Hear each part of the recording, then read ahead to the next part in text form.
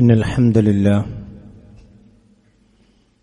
نحمده ونستعينه ونستغفره ونعوذ بالله من شرور أنفسنا ومن سيئات أعمالنا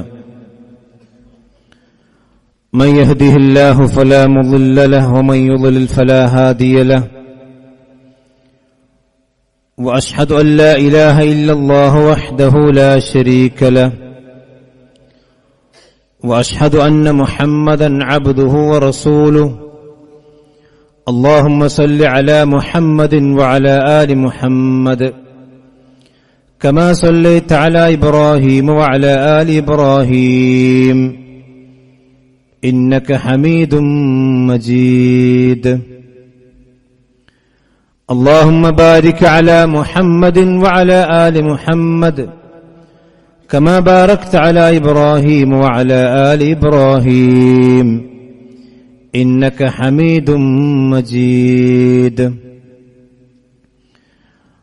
أما بعد فإن أصدق الحديث كتاب الله وخير الهدي هدي محمد صلى الله عليه وسلم وشر الأمور محدثاتها وكل محدثة بدعة وكل بدعة ضلالة وكل ضلالة في النار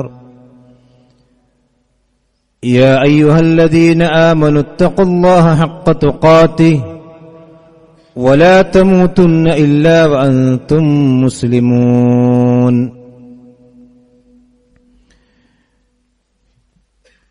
ആദരണീയരായ സത്യവിശ്വാസികളെ വിശ്വാസിനികളെ, അല്ലാഹു സുബ്ഹാനഹു വ തആലയുടെ നിയമനിർദ്ദേശങ്ങൾക്കനുസരിച്ച് തഖ്വയുള്ളവരായി ജീവിക്കുവാൻ ഓരോരുത്തരും ശ്രദ്ധിക്കണം എന്നാമുഖമായി ഓർമ്മപ്പെടുത്തുകയാണ്, വസിയത്ത് ചെയ്യുകയാണ്. അല്ലാഹു സുബ്ഹാനഹു വ തആലയുടെ മഹത്വം പഠിപ്പിക്കുന്ന വിശുദ്ധ ഖുർആനിലെ ഏറ്റവും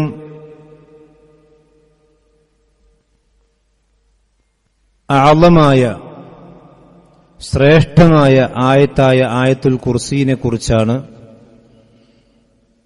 കഴിഞ്ഞ ആഴ്ചയിൽ ചില കാര്യങ്ങൾ നാം മനസ്സിലാക്കിയത്. ആയത്തുൽ കുർസിയുടെ ആദ്യ ഭാഗത്തുള്ള അൽ ഹയ്യു അൽ ഖയ്യൂം, ഇത് അല്ലാഹു സുബ്ഹാനഹു വ തആലയുടെ അതിവിശിഷ്ടമായ നാമങ്ങളിൽ ഏറെ പ്രാധാന്യമുള്ള രണ്ട് നാമങ്ങളാണ്. ഈ നാമങ്ങൾ ഉപയോഗിച്ചുകൊണ്ട് പ്രാർത്ഥിക്കുന്നവന് അല്ലാഹു ഉത്തരം കൊടുക്കും എന്നുള്ള കാര്യങ്ങളൊക്കെ നാം മനസ്സിലാക്കി.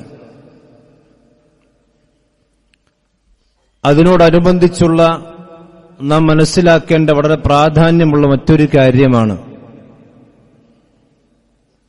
അല്ലാഹു സുബ്ഹാനഹു വ തആലയുടെ നാമങ്ങളോടും അവന്റെ വിശേഷണങ്ങളോടും ഒരു വിശ്വാസിയായ മനുഷ്യൻ എന്തൊരു നിലപാടാണ് സ്വീകരിക്കേണ്ടത്, എങ്ങനെയാണ് അവയിൽ വിശ്വസിക്കേണ്ടത് എന്ന് വളരെ പ്രാധാന്യമുള്ളൊരു കാര്യമാണ്. ഇതെന്തുകൊണ്ട് പ്രാധാന്യമുണ്ടാകുന്നു എന്ന് ചോദിച്ചാൽ, സഹോദരന്മാരെ, ഇസ്ലാമിക ചരിത്രം എടുത്ത് പരിശോധിച്ചു നോക്കിയാൽ നമുക്ക് കാണാൻ കഴിയുന്നൊരു വസ്തുതയുണ്ട്. നബി സല്ലല്ലാഹു അലൈഹി വസല്ലമയുടെ കാലശേഷം ഈ സമുദായത്തിൽ ഉണ്ടായിട്ടുള്ള ഒരുപാട് കക്ഷികളുണ്ട്. ഖദരിയാക്കൾ, ജബരിയാക്കൾ, മുഅ്തസിലിയാക്കൾ, മുഅത്തില, മുശബ്ബിഹ, ജബരിയ എന്നിങ്ങനെ പറയുന്ന ഒരുപാട് എണ്ണിയാലൊടുങ്ങാത്ത കക്ഷികളുണ്ട്. ഈ കക്ഷികൾ പ്രവാചകൻ സല്ലല്ലാഹു അലൈഹി വസല്ലമയുടെ സഹാബത്തിന്റെ കാലഘട്ടത്തിൽ തന്നെയും ചില ആളുകളൊക്കെ രംഗപ്രവേശം ചെയ്തിട്ടുമുണ്ട്. ഈ കക്ഷികൾക്കെല്ലാം പിഴവ് സംഭവിച്ചിരിക്കുന്നത് അല്ലാഹു സുബ്ഹാനഹു വ തആലയെ മനസ്സിലാക്കുന്നിടത്താണ്. പ്രധാനമായും അള്ളാഹുവിന്റെ അസ്മാ വസിഫാത്തുകൾ മനസ്സിലാക്കുന്നിടത്താണ്. ഖദരിയാക്കളാകട്ടെ, ജബരിയാക്കളാകട്ടെ, മുഅ്തസിലികളാകട്ടെ, അതല്ലെങ്കിൽ അശ്അരികളും മാതുരീദികളും എന്ന് പറയുന്ന അവർക്കൊന്നും ഇസ്തിഗാസ, അതല്ലെങ്കിൽ അല്ലാഹു അല്ലാത്തവരോട് വിളിച്ചു പ്രാർത്ഥിക്കുന്ന ശിർക്കോ ഖബറിനെ പൂജിക്കുന്ന ഖബറാരാധനകളോ ഒന്നും അവരുടെ അഖീദയിലില്ല. അതൊക്കെ പിന്നീട് സൂഫികളിലൂടെ, ത്വരീഖത്തിലൂടെ ഇസ്ലാമിക സമൂഹത്തിലേക്ക് കടന്നു വന്ന ശിയാക്കളിലൂടെ വന്ന ബിദ്അത്തുകളാണ്. പക്ഷെ ഈ കക്ഷികളെല്ലാം പിഴച്ചുപോയത് അല്ലാഹു സുബ്ഹാനഹു വ തആലയുടെ ഇസ്മുകളെക്കുറിച്ചും നാമങ്ങളെക്കുറിച്ചും വിശേഷണങ്ങളെക്കുറിച്ചും മനസ്സിലാക്കുന്നതിൽ വലിയ അബദ്ധം സംഭവിച്ചു എന്ന് മാത്രമല്ല, പച്ചയായ കുഫറിന്റെ വാദം വരെ പറയുന്ന അവസ്ഥയിലേക്ക് അവർ എത്തിപ്പെട്ടിരിക്കുന്നു. ഇത് നബി സല്ലല്ലാഹു അലൈഹി വസല്ലം ഒരു വേള മുന്നറിയിപ്പ് നൽകിയൊരു കാര്യം കൂടിയാണ്.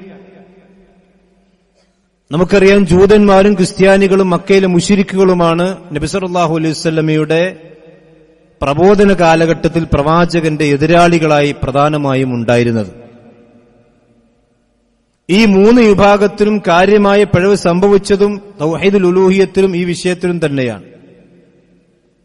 അല്ലാഹു സുബ്ഹാനഹു വ തആല അതിനെക്കുറിച്ച് പറഞ്ഞത് വമാ ഖദറുല്ലാഹ ഹഖ ഖദ്രിഹി, അവർ അല്ലാഹുവിനെ അംഗീകരിച്ചിട്ടുണ്ട്.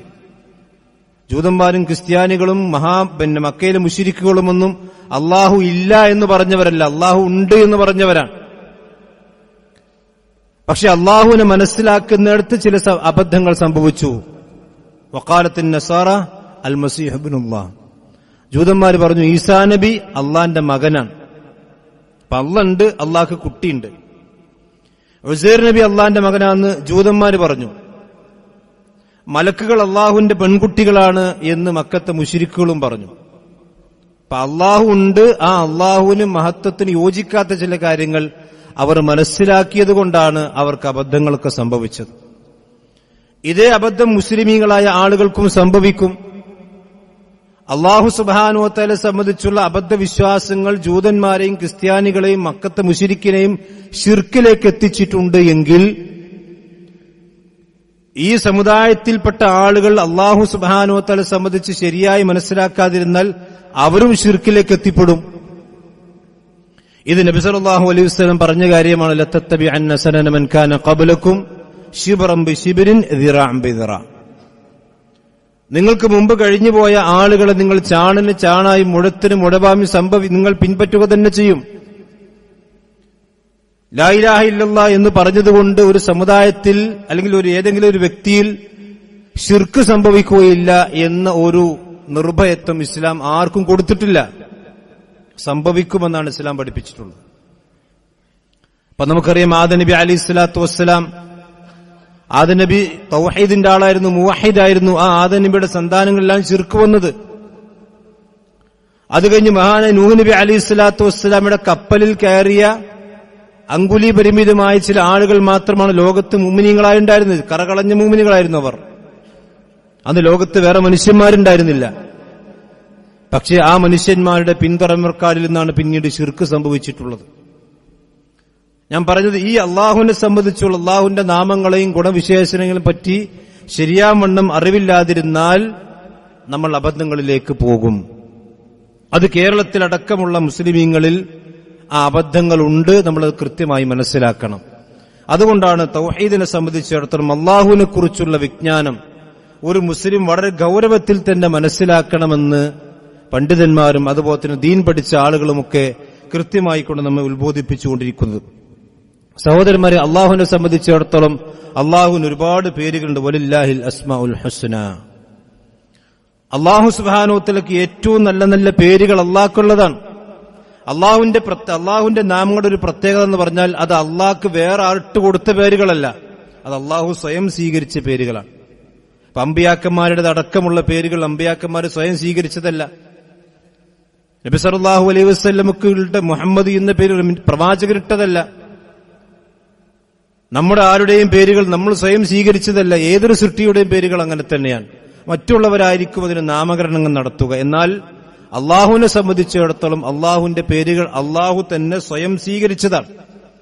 അതുകൊണ്ട് തന്നെ അള്ളാഹുവിന്റെ പേരുകളിലാണെങ്കിലും അള്ളാഹു സുബ്ഹാനഹു വ തആലയുടെ വിശേഷണങ്ങളിലാണെങ്കിലും ഒരു പോരായ്മയോ ഒരു അജ്സോ അല്ലെങ്കിൽ അശക്തതയോ ഒന്നും നമുക്ക് കാണാൻ കഴിയുകയില്ല. അപ്പൊ മനുഷ്യന്മാരുടെ പേരുകളിൽ ഒരുപാട് പോരായ്മകൾ ഉണ്ടാകും. അല്ലെങ്കിൽ ആ പേര് പിരിക്കപ്പെടുന്നവനും തമ്മിൽ ചിലപ്പോൾ ഒരു ബന്ധവും ഉണ്ടാകില്ല, നേർവിപരീതമായിരിക്കാം സംഭവിക്കുക. ഇതെല്ലാം സൃഷ്ടികളുടെ പേരുകളിൽ നമുക്ക് കാണുന്ന ചില കാര്യങ്ങളാണ്.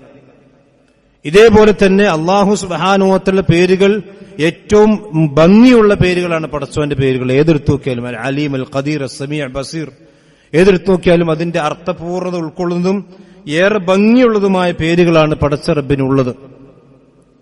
അതുപോലെ തന്നെ സഹോദരന്മാരെ, നമ്മൾ മനസ്സിലാക്കേണ്ട മറ്റൊരു കാര്യം, അല്ലാഹു സുബ്ഹാനഹു വ തആല സംബന്ധിച്ച് അവന്റെ പേരുകളാണെങ്കിലും അവന്റെ ഗുണവിശേഷണങ്ങളാണെങ്കിലും നമ്മുടെ വക അതിലേക്കൊന്നും കൂട്ടിച്ചേർക്കാനോ അതിൽ മാറ്റത്തിരുത്തുകൾ വരുത്താനോ എഡിറ്റിങ്ങൾ നടത്താനോ പാടില്ല. അള്ളാഹുവിന്റെ പേര് നമ്മൾ അള്ളാഹ്ക്ക് ഇട്ടുകൊടുക്കുക.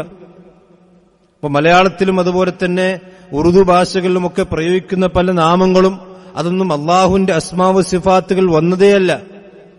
അപ്പൊ മലയാളത്തിൽ മാപ്പിളപ്പാട്ടിലൊക്കെ ഉള്ള പേരാണ് കോനെ എന്ന് പറഞ്ഞിട്ടുള്ള പേര്. ഇത് അല്ലാഹു സുബ്ഹാനഹു വ തആല സംബന്ധിച്ച് എങ്ങനെയാണ് അള്ളാഹിനെ പറ്റി ഈ വാക്ക് പറയാ? അപ്പൊ അള്ളാഹുവിന്റെ നാമങ്ങളും അള്ളാഹുവിന്റെ പേരുകളും അത് അള്ളയും റസൂലും പഠിപ്പിച്ചത് എന്താണോ അത് അങ്ങനെ തന്നെ പറയാം. അതിൽ വ്യാഖ്യാനങ്ങളോ അതുപോലെ തന്നെ എഡിറ്റിങ്ങളോ നമ്മളെ സംബന്ധിച്ചിടത്തോളം പറ്റുന്നില്ല. കാരണം എന്താ, അത് നമുക്ക് ഇൽമില്ലാത്തൊരു കാര്യമാണ്. അല്ലാഹു സുബ്ഹാനഹു വ തആല സംബന്ധിച്ച് നമുക്കറിയാത്തൊരു കാര്യം പറയുക എന്നത് വലിയ പാപമായിട്ട് അള്ളാഹ് പറഞ്ഞത്, ഹറാമായിട്ട് അള്ളാഹ് പറയുക സൂറത്തുൽ അറാഫിൽ, വഅൻ തഖൂലു അലല്ലാഹി മാ ലാ തഅലമൂൻ. നിങ്ങൾക്കറിയാത്തൊരു കാര്യം നിങ്ങൾ അള്ളാഹിന്റെ പേരിൽ പറയാൻ പാടില്ല. അള്ളാഹ് പറഞ്ഞത് പറയാ, പ്രവാചകൻ പറഞ്ഞത് പറയാ. അതല്ലാതെ അള്ളയും റസൂലും പറയാത്തൊരു കാര്യം അല്ലാഹു സുബ്ഹാനഹു വ തആലയെ സംബന്ധിച്ച് പറയാനേ പാടില്ല. നബി സല്ലല്ലാഹു അലൈഹി വസല്ലം പഠിപ്പിച്ച പ്രാർത്ഥനയെ കാണാം, സുബ്ഹാനക ലാ ഉഹ്സി സനാഅൻ അലൈക. അല്ലാഹുവേ, നിന്റെ പേരുള്ള സനാ, നിന്നെ ഞാൻ പുകഴ്ത്തുന്ന ഒരു എണ്ണം കണക്കാക്കാൻ കഴിയുകയില്ല. അൻത കമാ അസ്നൈത അലാ നഫ്സിക്, നീ എന്താണോ നിന്നെപ്പറ്റി പുകഴ്ത്തി പറഞ്ഞിട്ടുള്ളത് അത് മാത്രമേ ഞങ്ങൾ പറയുന്നുള്ളൂ. അള്ളാഹിനെ പറ്റി അള്ളാഹ് എന്താണോ പറഞ്ഞത് ആ പേര് തന്നെയാണ് അള്ളാഹിനെ പറ്റി നമുക്ക് പറയാൻ പാടുള്ളൂ. നമ്മുടെ വക ഒരു പേര് അള്ളാഹ്ക്ക് ഉണ്ട് എന്ന് പറയാൻ പാടില്ല, അള്ളാഹ്ക്ക് ഇല്ല എന്നും പറയാൻ പാടില്ല. അപ്പൊ മക്കത്തെ മുശ്രിക്കിനെ സംബന്ധിച്ചിടത്തോളം നമുക്കറിയാം, അവർ അള്ളാഹ് അംഗീകരിച്ചിട്ടുണ്ട്, പക്ഷെ അള്ളാഹുവിന്റെ പല പേരുകളും അവർ അംഗീകരിച്ചിട്ടില്ല. അപ്പൊ നബി സല്ലല്ലാഹു അലൈഹി വസല്ലം ഫാത്തിഹ സൂറത്തിലെ ബിസ്മില്ലാഹിർ റഹ്മാനിർ റഹീം ഓതും. ബിസ്മില്ലാഹിർ റഹ്മാനിർ റഹീം ഓതുമ്പോ അവരെന്താ പറയാ? ബിസ്മില്ല എന്ന് പറയുന്നതിന് അള്ളാഹ് ഞങ്ങൾക്കറിയാം, പക്ഷെ റഹ്മാൻ റഹീമിന് ഞങ്ങൾക്കറിയില്ല. അതുകൊണ്ടാണ് ഹുദൈബിയ സന്ധിയിൽ നബി സല്ലല്ലാഹു അലൈഹി വസല്ലമയുടെ എഴുത്തുകാരനായ അലി ബിൻ അബി ത്വാലിബ് റളിയല്ലാഹു അൻഹു കരാർ എഴുതിയപ്പോൾ ബിസ്മില്ലാഹിർ റഹ്മാനിർ റഹീം എന്നെഴുതി. അപ്പുറത്ത് നിൽക്കുന്ന സുഹൈൽ, അദ്ദേഹം അന്നും മുശ്രിക്കായിരുന്നു, അതിന്റെ പിന്നീട് മുസ്ലിമായി. അദ്ദേഹം പറഞ്ഞു, സുഹൈൽ പറഞ്ഞു, ബിസ്മില്ല എന്ന് എഴുതിയാൽ മതി, റഹ്മാൻ റഹീം കൂട്ടണ്ട. മുഹമ്മദ് പറയുന്നു അള്ളാഹ് ഒന്നേ ഉള്ളൂ, പക്ഷെ അള്ളയും റഹ്മാനും റഹീം മൂന്ന് പടച്ചുകൊണ്ട് എന്നാണ് അദ്ദേഹത്തിന്റെ വാദം. അതായത് അല്ലാഹു സുബ്ഹാനഹു വ തആല സംബന്ധിച്ചിടത്തോളം റഹ്മാനും റഹീമുമാണ് എന്ന അള്ളാഹുവിന്റെ നാമങ്ങളും വിശേഷണങ്ങളും ഒന്നും മക്കത്തെ മുശ്രിക്ക് അംഗീകരിച്ചിട്ടില്ല. അവർക്ക് അവിടെ പിഴവ് സംഭവിച്ചു. അപ്പോഴാണ് വിശുദ്ധ ഖുർആൻ ആയത്തിന് ഖുൽ ഹുവല്ലാഹു അഹദ്, അള്ളാഹ്ക്ക് എത്ര പേരുകളുണ്ടെങ്കിലും അള്ളാഹ് ഒന്നേ ഉള്ളൂ, റഹ്മാന് വേറെ റഹീം വേറെ എന്നങ്ങനല്ല, എല്ലാം ഒരേ അള്ളാഹുവിന്റെ വ്യത്യസ്തമായ നാമഗുണ വിശേഷണങ്ങളാകുന്നു. ഇത് മനസ്സിലാക്കാതിരുന്നാൽ വലിയ അബദ്ധങ്ങൾ സംഭവിക്കും. ഇതുപോലെ തന്നെ അല്ലാഹു സുബ്ഹാനഹു വ തആല സംബന്ധിച്ചിടത്തോളം എത്ര പേരുകളുണ്ട് ചോദിച്ചാൽ നമുക്കറിയില്ല. അള്ളാഹു അവന് ഇട്ടിരിക്കുന്ന പേരുകൾ എത്രയാണെന്ന് ചോദിച്ചാൽ നമുക്കറിയില്ല. ചില പേരുകളൊക്കെ 99 പേരുകളൊക്കെ അള്ളാഹ് നമുക്ക് പറഞ്ഞു തന്നിട്ടുണ്ട് എന്നല്ലാതെ എണ്ണമറ്റ നാമങ്ങൾ അല്ലാഹു സുബ്ഹാനഹു വ തആല സംബന്ധിച്ചിടത്തോളമുണ്ട്. പ്രവാചകന്റെ ഹദീസിൽ കാണാം, പ്രവാചകൻ പഠിപ്പിച്ചൊരു പ്രാർത്ഥന കാണാം, അസ്അലുക ബികുല്ലി ഇസ്മിൻ ഹുവ ലക, അല്ലാഹുവേ നിന്റെ എല്ലാ നാമങ്ങളെ കൊണ്ടും ഞാൻ നിന്നോട് ചോദിക്കുന്നു. നമ്മുടെ പ്രാർത്ഥനയിൽ നമ്മൾ സ്വീകരിക്കേണ്ട ഒരു അദബാണിത്. നമ്മൾ പ്രാർത്ഥിക്കുന്ന സന്ദർഭത്തിൽ അള്ളാഹുവിന്റെ നാമങ്ങളും അള്ളാഹുവിന്റെ പേരുകളും വെച്ചുകൊണ്ടാണ് പ്രാർത്ഥിക്കുന്നത്. അതുകൊണ്ടാണ് വലില്ലാഹിൽ അസ്മാഉൽ ഹുസ്ന ഫദ്ഉഹു ബിഹാ, നിങ്ങൾ അള്ളാഹുവിനോട് പ്രാർത്ഥിക്കേണ്ടത് അള്ളാഹുവിന്റെ നാമം വിളിച്ചുകൊണ്ടാണ്. യാ ഹയ്യു യാ ഖയ്യൂം യാ റബ്ബന യാ റബ്ബി അല്ലാഹുമ്മ എന്നിങ്ങനെയുള്ള പ്രാർത്ഥനകളാണ് വിശുദ്ധ ഖുർആൻ കാണാൻ കഴിയാം. കാരണം അള്ളാഹുവിന്റെ നാമങ്ങൾ വിളിച്ച് പ്രാർത്ഥിക്കുന്നതിന് അള്ളാഹ്ക്ക് ഇഷ്ടമുണ്ട്. എന്നിട്ട് പ്രവാചകൻ പഠിപ്പിക്കുക, സമ്മൈത ബിഹി നഫ്സക, ആ പേരുകൾ നിനക്ക് നീ സ്വയം സ്വീകരിച്ച പേരുകളാണ്. ഔ അൻസൽതുഹു ഫീ കിതാബിക, അതല്ലെങ്കിൽ നിന്റെ കിതാബിൽ നിന്റെ വേദഗ്രന്ഥത്തിൽ നീ ഇറക്കിയതാണ്. ഔ അല്ലംതഹു അഹദൻ മിൻ ഖൽഖിക, അതല്ല നിന്റെ പ്രവാചകന്മാരിൽ ഏതെങ്കിലും സൃഷ്ടികളിൽ അവർക്ക് നീ പഠിപ്പിച്ചു കൊടുത്ത പേരാണ്. അതല്ലെങ്കിൽ അവിസ്തഅ്സർത ബിഹി ഫി ഇൽമിൽ ഗൈബി ഇൻദക്, നിന്റെ ഇൽമുൽ ഗൈബിൽ നിന്റെ അടുക്കൽ ആർക്കും പറഞ്ഞു കൊടുത്തിട്ടില്ലാത്ത, ഒരു സൃഷ്ടിക്കും അറിയാത്ത വേറെയും ചില നാമങ്ങൾ അല്ലാഹു സുബ്ഹാനഹു വ തആലക്കുണ്ട്. ആ എല്ലാ നാമങ്ങളെ കൊണ്ട് ഞാൻ നിന്നോട് ചോദിക്കുന്നു എന്ന് നബി സല്ലല്ലാഹു അലൈഹി വസല്ലം പഠിപ്പിച്ച പ്രാർത്ഥനകളാണ്. അപ്പോൾ നമ്മുടെ പ്രാർത്ഥനകളിൽ അള്ളാഹുവിന്റെ പേരുകളും അള്ളാഹുവിന്റെ നാമങ്ങളുമൊക്കെ ഉൾപ്പെടുത്തണമെന്നാണ് നബി സല്ലല്ലാഹു അലൈഹി വസല്ലം പഠിപ്പിച്ചിട്ടുള്ളത്. അള്ളാഹിനെ സംബന്ധിച്ച് ഞാൻ നേരത്തെ പറഞ്ഞു, എത്രയാണ് പേരുകൾ നമുക്ക് അറിയില്ല. 99 പേരുകൾ ഒരു മനുഷ്യൻ അതനുസരിച്ചുകൊണ്ട് ജീവിച്ചാൽ സ്വർഗത്തിലേക്ക് പോകാവുന്ന അത്ര എണ്ണമാണ്. പ്രവാചകൻ പറഞ്ഞു, ഇന്ന ലില്ലാഹി 99 ഇസ്മൻ മിഅതൻ ഇല്ലാ വാഹിദ, 100-ൽ നിന്ന് 1 കുറവാണ്. മൻ അഹ്സാഹ ദഖലൽ ജന്ന, അതാരെങ്കിലും മനപ്പാടമാക്കി അതനുസരിച്ചുകൊണ്ട് ജീവിച്ച് അതനുസരിച്ചുകൊണ്ട് മുന്നോട്ട് പോയാൽ അവന് സ്വർഗത്തിലേക്ക് കടക്കും. വെറുതെ അള്ളാഹുവിന്റെ ഗഫൂർ വദൂദ് ഹലീം ഇങ്ങനെ 99 പേർ മനപ്പാടാക്കിയാൽ പോരാ. ആ പേരുകൾക്കനുസരിച്ചുകൊണ്ടുള്ള ജീവിതം ഒരു മനുഷ്യന് കാഴ്ചവെച്ചാൽ അവന് സ്വർഗത്തിലേക്ക് പോകാൻ കഴിയും. അതിന്റെ അർത്ഥം അള്ളാഹുക്ക് 99 പേരുകൾ മാത്രമുണ്ട് എന്നല്ല. അങ്ങനെ ആയിരുന്നെങ്കിൽ പ്രവാചകൻ പറയേണ്ടത് ഇന്ന അസ്മാ അല്ലാഹി 99 ഇസ്മൻ എന്ന, അള്ളാഹിന്റെ പേരുകൾ 99 ആണെന്നാണ് പറയേണ്ടത്. പക്ഷെ അള്ളാഹ് പ്രവാചകൻ അങ്ങനെയല്ല പഠിപ്പിച്ചിട്ടുള്ളത് നമ്മൾ മനസ്സിലാക്കണം. സഹോദരന്മാരെ, അള്ളാഹു സുബ്ഹാനഹു വ തആല സംബന്ധിച്ചിടത്തോളം അള്ളാഹുവിന്റെ പേരുകൾ നമ്മൾ മനസ്സിലാക്കുമ്പോൾ അതിൽ അടിസ്ഥാനപരമായി മനസ്സിലാക്കാൻ മറ്റൊരു കാര്യം എന്താ ചോദിച്ചാൽ, ഒരു പേരിനെയും നമ്മൾ നിഷേധിക്കാൻ പാടില്ല. അള്ളാഹുവിന്റെ എത്ര പേരുകളുണ്ടോ, ഖുർആനിലും സുന്നത്തിലും വന്ന പേരുകളും അതുപോലെ തന്നെ വിശേഷണങ്ങളുമുണ്ടോ, അതെല്ലാം നമ്മൾ അംഗീകരിക്കണം. അള്ളാഹുവിന്റെ സൃഷ്ടികളുമായി നമ്മൾ സാദൃശ്യപ്പെടുത്താൻ പാടില്ല. അല്ലാഹു സുബ്ഹാനഹു വ തആല സമീഅാണ്, കേൾക്കുന്നവനാണ്, എല്ലാം കേൾക്കുന്നവനാണ് പടച്ചോൻ. പക്ഷെ എല്ലാം കേൾക്കുന്നവൻ എന്ന് പറയുന്നത് ഒരു സൃഷ്ടിയെ സംബന്ധിച്ചും നമ്മൾ പറയാൻ പാടില്ല. പക്ഷെ നമ്മൾ പറയുന്നുണ്ട് ചില ആളുകൾ.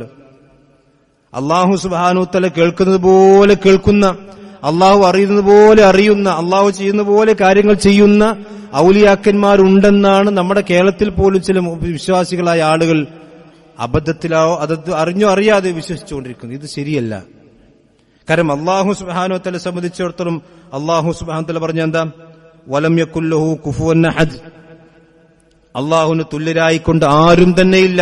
ഒരു പ്രവർത്തനത്തിലും, അവന്റെ പേരിലാണെങ്കിലും പ്രവർത്തനത്തിലാണെങ്കിലും അതേപോലെ തന്നെ ഒന്നിലും അല്ലാഹുവിന് തുല്യരായിക്കൊണ്ട് ആരുമില്ല. മാത്രമല്ല വീണ്ടും അല്ലാഹു പറയാണ് സൂറത്തുൽ നഹൽ, അഫമൻ യഖ്ലുഖു കമൻ ലാ യഖ്ലുഖ്, സൃഷ്ടിച്ചവനും സൃഷ്ടിക്കാത്തവനും എങ്ങനെയാണ് തുല്യന്മാരാവുക? അഫലാ തദക്കുറു, നിങ്ങൾ എന്താ ചിന്തിക്കാത്തത്? അപ്പൊ സൃഷ്ടിച്ച സൃഷ്ടാവും സൃഷ്ടികളായിട്ടുള്ള പടപ്പുകളും എങ്ങനെയാണ് തുല്യരാവുക? ഒരു വസ്തുവിലും തുല്യരല്ല. പേരിലും നാമങ്ങളിലും വിശേഷണങ്ങളിലും പ്രവർത്തനങ്ങളിലും കഴിവുകളിലും ഒന്നിനും തുല്യരല്ലെന്ന് വിശുദ്ധ ഖുർആൻ പഠിപ്പിക്കാൻ. അഫമൻ യഖ്ലുഖു കമൻ ലാ യഖ്ലുഖു. സൂറത്ത് മറിയമിൽ കാണാം, റബ്ബുസ് സമാവാതി വൽ അർളി വമാ ബൈനഹുമാ, ആകാശങ്ങളുടെയും ഭൂമിയുടെയും അതിനിടയിലുള്ളതിന്റെയും ഒക്കെ റബ്ബാണ് അല്ലാഹു സുബ്ഹാനഹു വ തആല. ഫഅബ്ദുഹു, അതുകൊണ്ട് നിങ്ങൾ അവനെ ഇബാദത്ത് ചെയ്യണം. വസ്തബിർ ലിഇബാദത്തി, അവന്റെ ആരാധന നിങ്ങൾ ഉറച്ചു നിൽക്കുകയും വേണം. ഹൽ തഅലമു ലഹു സമീയ, അല്ലാഹു സുബ്ഹാനഹു വ തആലക്ക് പേരൊത്ത, അല്ലാഹുവിനെ പോലെ പേരുകളുള്ള ആരെങ്കിലും നിങ്ങൾക്ക് അറിയാൻ കഴിയുമോ? അങ്ങനെ ആരുമില്ല. അപ്പൊ പടച്ചോനെ പോലെ ആരുമില്ല എന്നാണ് നമ്മൾ വിശ്വസിക്കേണ്ടത്. പക്ഷെ നിങ്ങൾ ആലോചിച്ച് നോക്കും, കേരളത്തിൽ ലാ ഇലാഹ ഇല്ലല്ലാഹ് മുഹമ്മദ് റസൂലുള്ളാഹ് പറഞ്ഞിരിക്കുന്ന ചില സഹോദരന്മാർക്ക് പോലും ഇതിൽ അബദ്ധമുണ്ട് എന്നാണ്. അപ്പൊ അള്ളാഹുവിനെ സംബന്ധിച്ച് അള്ളാഹു പറഞ്ഞെന്താ അറിയോ? ഒരു കാര്യം ഉണ്ടാകണമെന്ന് പറഞ്ഞാൽ അത് ഉണ്ടാകും. അള്ളാഹിനെ സംബന്ധിച്ച് അത്രയേ ഉള്ളൂ.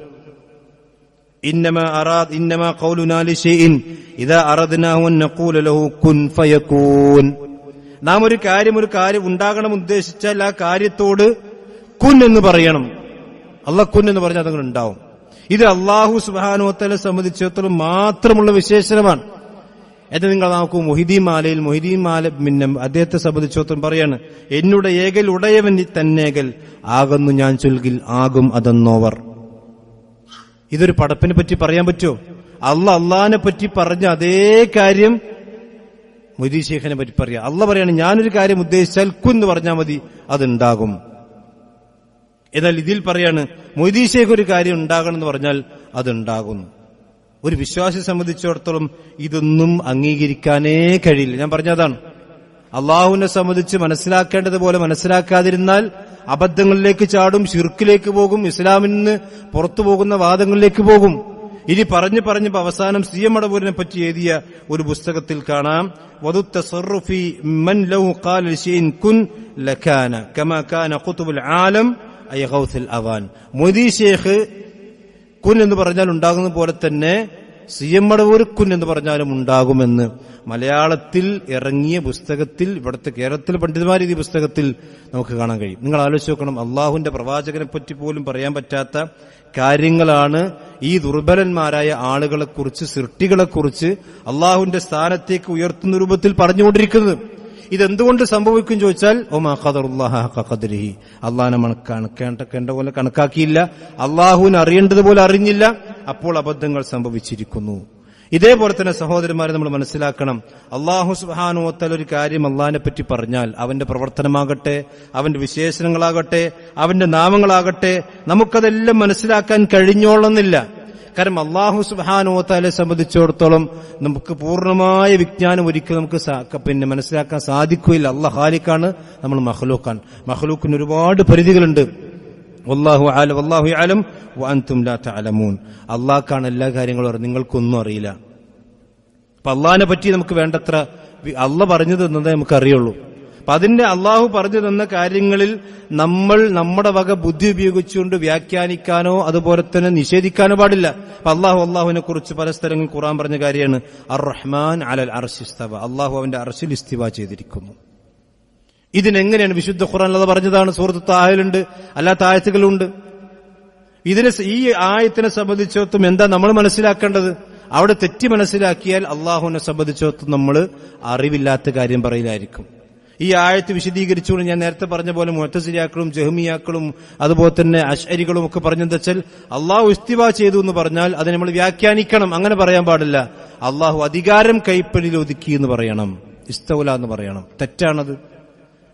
അഹ്ലുസുന്നയിൽപ്പെട്ട പണ്ഡിതന്മാരോ മുൻഗാമികളോ പറഞ്ഞിട്ടില്ല. അതുകൊണ്ടാണ് ഇമാം ഇബ്നു കസീർ റഹ്മത്തുള്ളാഹി അലൈഹി ഈ ആയത്ത് വിശദീകരിച്ചപ്പോൾ പറഞ്ഞത്, വഅന്നൽ മസ്ലക്കൽ അസ്ലം ഫീ ദാലിക, ഈ ആയത്തുകളെ വ്യാഖ്യാനിക്കുമ്പോൾ, ഈ ആയത്തുകളെ മനസ്സിലാക്കുമ്പോൾ അതിലേറ്റവും ശരിയായ മാർഗമെന്ന് പറയുന്നത് ത്വരീഖത്തു സലഫ്, നമ്മുടെ മുൻഗാമികളായ ആളുകളുടെ മാർഗമാണ്.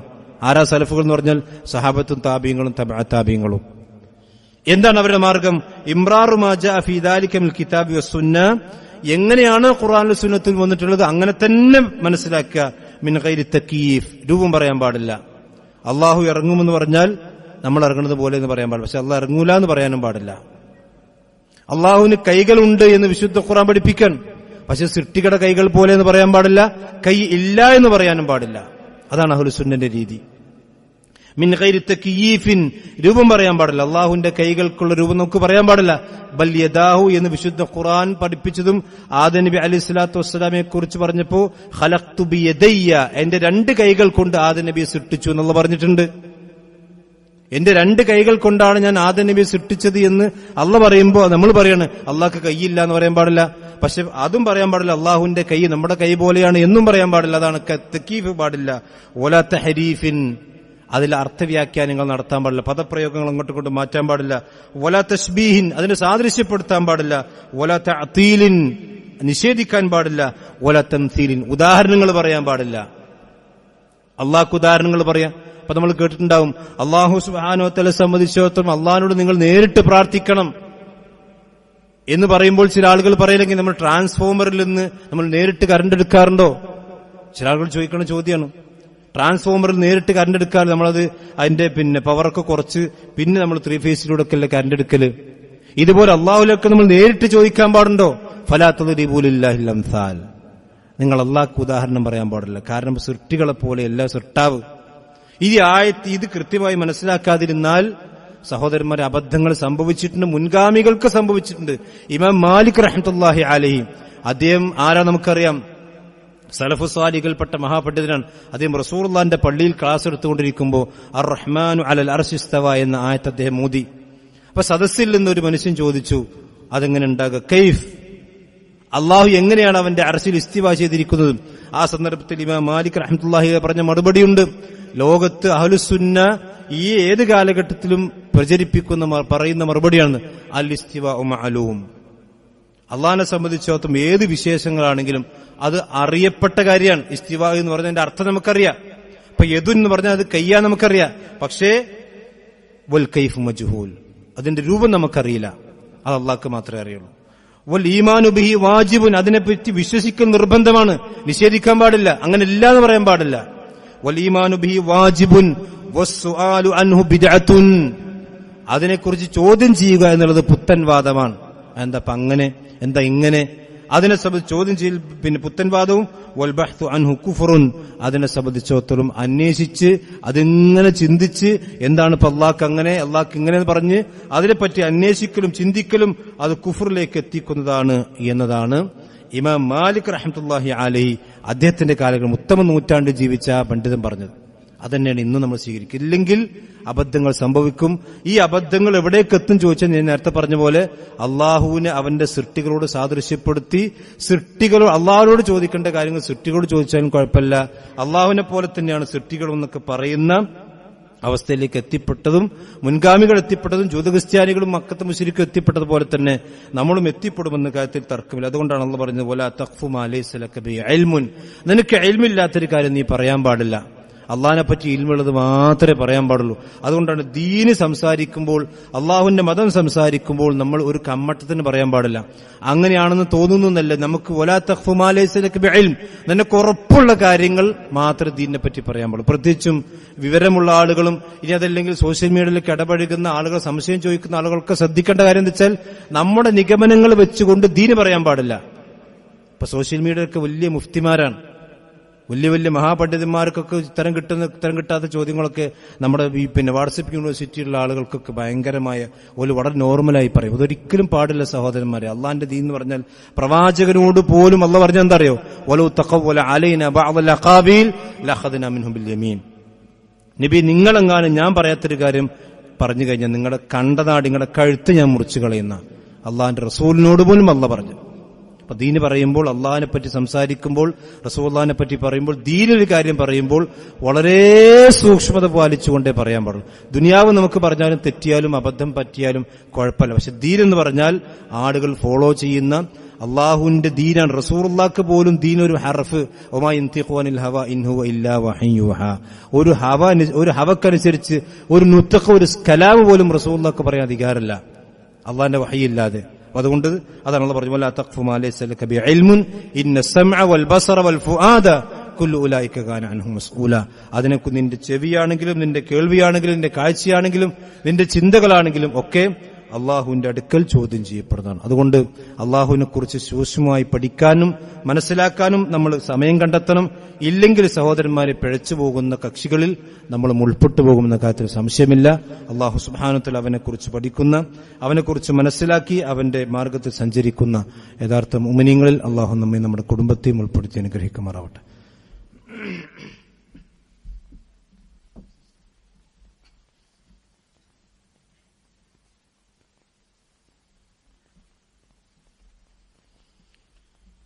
إن الحمد لله والصلاة والسلام على رسول الله وعلى آله وأصحابه أجمعين أما بعد.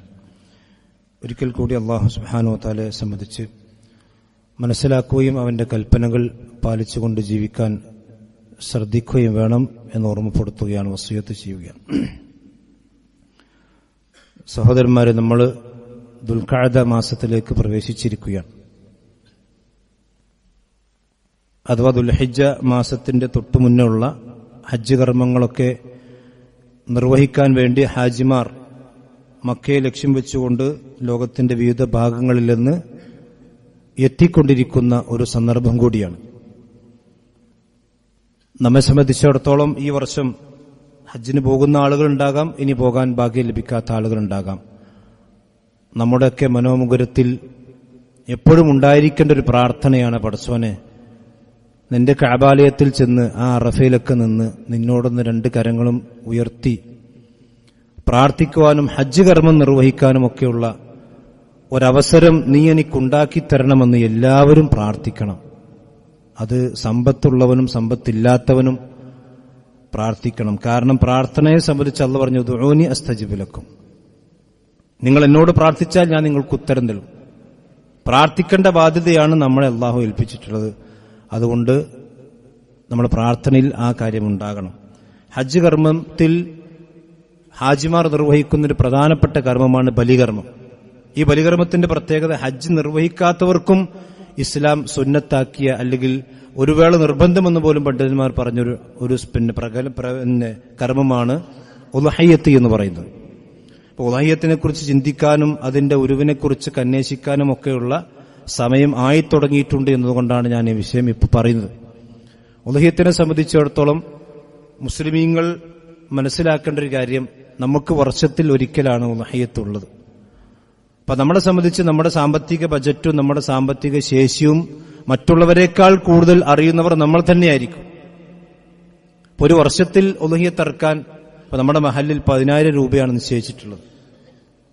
ഒരു വർഷത്തിൽ ഒരു 10,000 രൂപ അത് നീക്കി വെക്കാൻ നമുക്ക് കഴിയുമെങ്കിൽ അത് ഏറ്റവും നല്ല കാര്യമാണ്.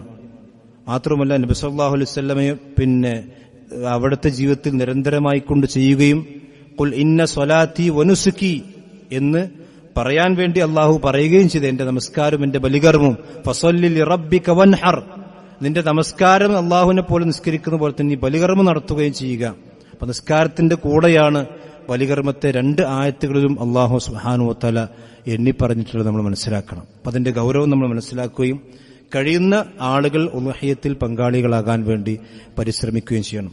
ഇതിൽ ഉളുഹിയ്യത്തിന്റെ രീതി എന്ന് പറഞ്ഞാൽ ഒരാളെ സംബന്ധിച്ചിടത്തോളം അയാൾക്ക് ഒറ്റയ്ക്ക് ഒരു ഉരുവിനെ അറുക്കാൻ കഴിഞ്ഞാൽ, അത് ആടാണെങ്കിലും അതുപോലെ തന്നെ പോത്താണെങ്കിലും അതാണ് ഏറ്റവും അഫ്ളലായ കാര്യം. ഇനി അയാളെ സംബന്ധിച്ചിടത്തോളം അയാൾക്ക് കുറച്ചൊരു ഷോട്ടുണ്ട് എങ്കിൽ അയാൾക്ക് വേറെ ആളെയും കൂടി കൂട്ടാം.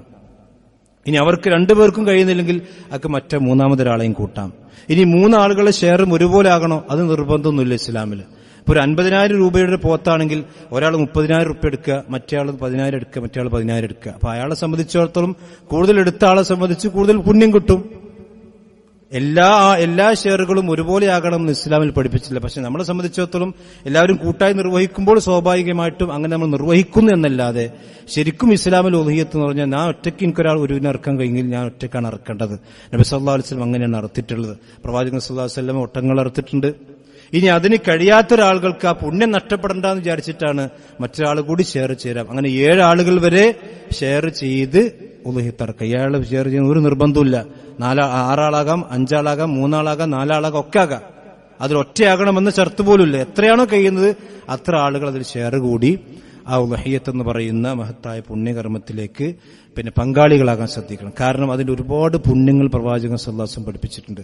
കാരണം അത് ഒന്ന് ഇബ്രാഹിം നബി അലൈഹി സ്വലാത്തു വസ്സലാമിന്റെ സുന്നത്തിനെ ജീവിപ്പിക്കലാണ്. മഹാൻ ഇബ്രാഹിം നബി അലൈഹി സ്വലാത്തു വസ്സലാം തന്നെ മകനെ അറുക്കാൻ തയ്യാറായ ആ വ്യക്തിത്വമാണ്.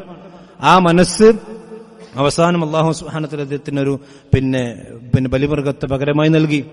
അതിന്റെ ഓർമ്മ പുതുക്കലും ഇബ്രാഹിം നബിയുടെ സുന്നത്തിനോടുള്ള ഇബ്രാഹിമി മില്ലത്തിനോടുള്ള ഇബ്രാഹിം നബിയുടെ സ്നേഹം പുതുക്കലും അതോടൊപ്പം തന്നെ നമ്മുടെ ഈമാൻ പുതുക്കലും അല്ലാഹു സുബ്ഹാനഹു വ തആല പ്രവാചകൻ പഠിപ്പിച്ച ഒരു കാര്യത്തെ നമ്മൾ നിർവഹിക്കണം. നമുക്ക് കഴിവിന്റെ പരമാവധി അത് ആളുകളിലേക്ക് എത്തിക്കുകയും അതിന്റെ ആ സുന്നത്ത് നമ്മൾ ഫോളോ ചെയ്യാൻ വേണ്ടി പരിശ്രമിക്കുകയും ചെയ്യണം എന്നുകൂടി ഓർമ്മപ്പെടുത്തുന്നു. ഇൻഷാ അല്ലാഹ് അതിനെ സംബന്ധിച്ച് അതിന്റെ മൃഗങ്ങളെ സംബന്ധിച്ചും അതിൽ ഷെയർ ചെയ്യുമ്പോൾ ചെയ്യേണ്ട കാര്യങ്ങളെ സംബന്ധിച്ചൊക്കെ ഇൻഷാ അല്ലാഹ് വരുന്ന ആഴ്ചകൾ നമുക്ക് കൃത്യമായി മനസ്സിലാക്കാം.